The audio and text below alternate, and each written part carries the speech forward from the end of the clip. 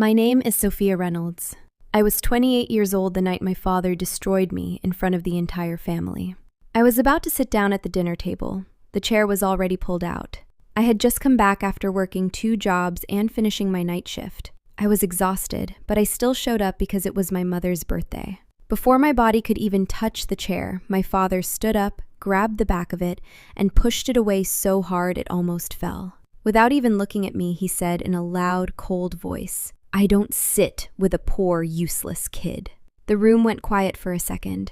Then some people laughed. Others looked away uncomfortably. My sister quickly pulled out her phone and started recording with a smirk on her face. My mother stayed silent, staring at her plate. My younger brother just kept eating like nothing happened. I stood there, heart pounding, cheeks burning with shame. Everyone was waiting for me to cry or run away like I always did. But this time, I didn't. I stood up straight, looked my father dead in the eyes, and said calmly, "You just made a very expensive mistake." The laughing stopped immediately. My sister lowered her phone. My father's face changed. He had no idea what was coming. Let me take you back. For the last 6 years, while my father was busy building his so-called successful construction business and showing off his money, I was the one quietly taking care of everything behind the scenes. When my grandmother got sick, I was the one who stayed in the hospital with her for weeks. When the family business started losing money 3 years ago, I used every penny I had saved from my 2 jobs to keep it afloat. I even took loans in my name so the bank wouldn't seize everything. I never told anyone, not even my mother, because I believed family means you protect them, even when they don't deserve it. But my father? He spent the money on luxury cars, expensive vacations, and fake status. He treated me like I was nothing. "You're too soft," he would say. "You'll never make it in this world." That night at the dinner table was the final humiliation. He wanted to break me in front of everyone. He didn't know I had spent the last 2 years quietly gathering evidence. Every missing dollar, every fake invoice, every time he moved money into offshore accounts to avoid taxes.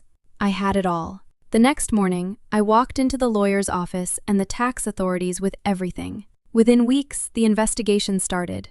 Banks froze the accounts. Clients started pulling out. The luxurious life my father had built on lies began crumbling. My sister, who recorded my humiliation that night, thinking it would go viral and embarrass me, found out the hard way that the video she posted actually helped the authorities track the financial trail. During the family meeting 2 months later, my father wasn't sitting at the head of the table anymore. He looked broken. He looked at me with desperate eyes and whispered, "How could you do this to your own family?" I looked at him the same way he once looked at me and said, "You taught me that family only matters when it's convenient for you. I just made it inconvenient. Today, I run what's left of the family business, the one I saved with my own blood and sweat." My father lives in a small apartment. My sister deleted that video a long time ago. Sometimes the quiet ones who get humiliated the most are the ones who rise the highest. If you've ever been disrespected, humiliated, or treated like you're worthless by your own family, remember this. Stay calm. Stay silent. But never forget, because one day you'll say one line and everything will change.